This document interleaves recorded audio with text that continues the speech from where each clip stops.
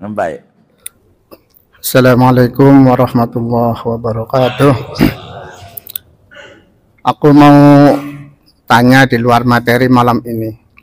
Apabila sholat Jumat itu khotib udah naik mimbar, udah khutbah, terus ada jamaah berangkat belakangan, terus melakukan sholat tahiyatul masjid, itu hukumnya gimana, Pak Kiai?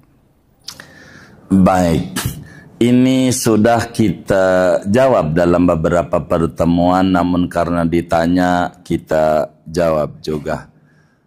Bagi orang yang dari tadi ada di masjid, Jumat nih, artinya dari tadi anggap jam 11 udah ke masjid. Lalu kemudian khotib udah naik mimbar, haram hukumnya mengerjakan sholat apa saja. Termasuk sholat wajib, qadha. Dia ingat subuh tadi belum sholat, kesiangan. Ingat, enggak boleh juga. Kalau khotib sudah naik mimbar. Kalau dia khotib naik mimbar, bagi orang yang dari tadi sudah ada di masjid. Bagaimana bagi orang yang baru ke masjid? Dia datang telat, penyebabnya apa saja, ketiduran, macet, dan seterusnya. Atau sengaja-ngaja dia emang rumahnya dekat. Biasanya yang rumahnya dekat itu rada telat ke masjid. Ditegur bini aja, bang, baru juga azan, berisik banget, begitu. Nah ini bagaimana nih, khotib udah naik mimbar, dia berangkat. Apa yang harus dikerjakan? Maka dia kudus sholat. Kalaulah belum qobliyah Jumat, sholat qobliyah Jumat. Kalau udah tahiyatul masjid. Dari mana ini dalilnya? Di dalam hadis riwayat Ibnu Majah. Imam Asy-Syaukani tuliskan di dalam kitab Nailul Autar. Hadisnya sahih. Daripada Sayyidina Sulaik Al-Ghatafani. Ini beliau yang punya kasus. Sahabat Nabi. Sulaik ketiduran.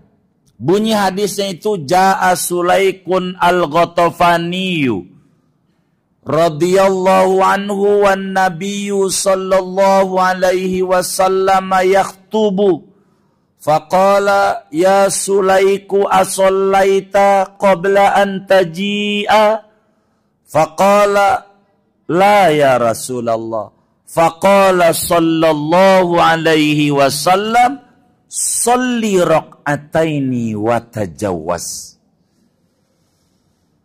Hadis sahih.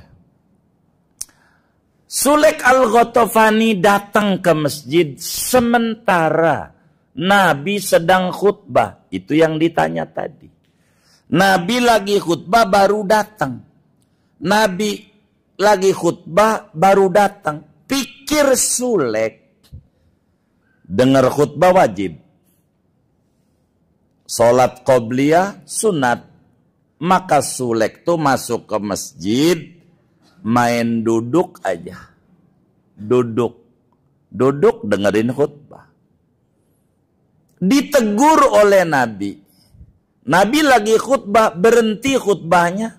Pakai diingetin tuh si Sulaik. Kata Nabi, as-sallaita qabla an taji'a.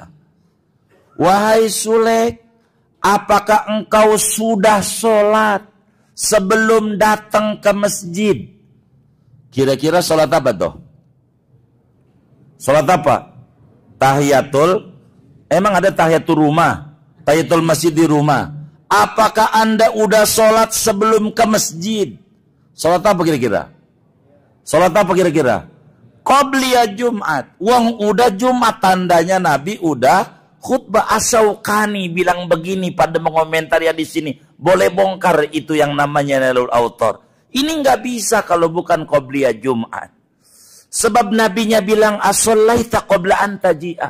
Apakah ente udah sholat sebelum anda datang ke masjid?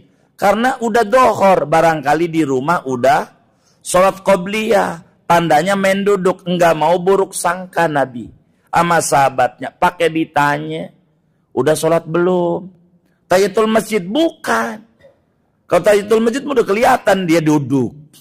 Begitu. Dan ngerjain di rumah nggak mungkin tahiyatul masjid. Namanya tahiyatul rumah. Ya kan? Kan nggak ada. Maka Sulek jawab, belum ya Rasulullah. Apa kata Nabi? Sholli raq'ataini wa tajawaz. Bangun, ente sholat 2 rakaat dulu, cepetin. Jangan rakaat 1 baca Yasin sampai kelar. Lah itu khutbah sampai udah salam, dia masih sholat qobliyah aja. Maka sholat tahiyatul masjid bagi orang yang baru datang. Kalau saya menyarankan kalau baru datang, kalau belum qobliyah Jumat dulu. Tapi bacaannya yang cepat, doa amin, surat yang pendek aja, ada inna a'tayna, kulhu. Yang cepat biar buru-buru dengar khutbah yang nyuruh Nabi.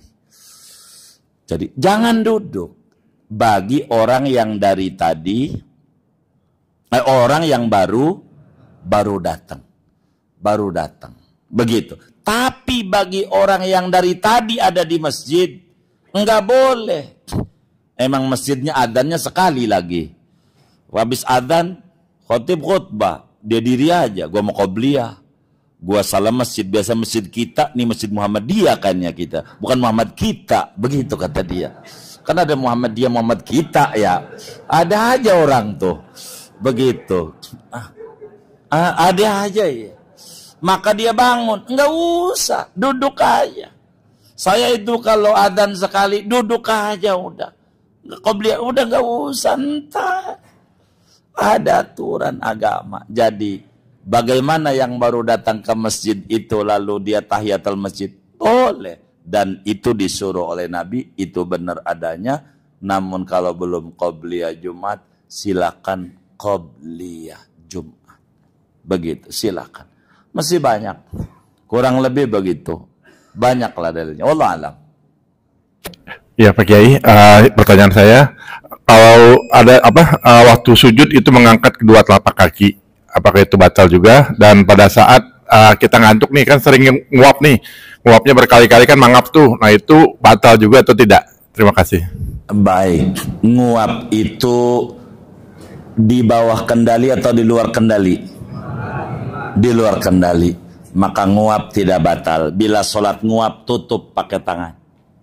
Jangan dibuka, tutup. Nguap. Ada kasus, mohon maaf, ajaran Nabi itu paling cakep, ini nguap. Mau di sholat, mau di luar sholat. Jadi urat rahang ini ada orang nguap, dia mulutnya nggak bisa rapat. Mangap aja. Mangap. Itu bingung, sampai masuk rumah sakit. Enggak bisa juga, nih bagaimana ngerapetinya. Mulutnya mangap. Mangap. Yang benerin dokter Kristen. Ini beneran, kisah nyata dulu. Kata dokter Kristen, ini mau gampang. Anda muslim-muslim, makanya kan diajarkan nama Nabi Anda. Kalau nguap ditutup. Sebab kalau Anda nguap terbuka, bisa ketarik sendi Anda. Ini yang terjadi. Maka dipaksa sama dia. Udah nutup. Dia apa-apain. Diobatin kagak apa kagak. Begitu. Boleh tanya nanti orangnya ada. Orangnya. Anaknya. Ini ibunya kasusnya perempuan. Dia bilang subhanallah Nabi. Ditutup. Kalau nguap. Enggak apa-apa. Begitu. Enggak membatalkan sholat. Kemudian tadi apa tuh? Kakinya diangkat. Kalau kakinya diangkat itu pertama doang. Lalu kemudian dia ditekan ketika dia sujud. Maka tentu sholatnya tidak batal. Ini membatalkannya bukan karena ngangkatnya. Bakal membatalkannya karena anggota sujud ada 7. Ada jidat, 2 telapak tangan, 2 lutut, 2 kaki. Maka kakinya tuh sesudah diangkat, tempelin lagi. Ketika dia sujud. Jangan waktu sujud kakinya diangkat, sampai kelar sujud baru ditempelin. Itu baru bakal membatalkannya dari sisi sana. Kurang lebih demikian. Wallahu a'lam.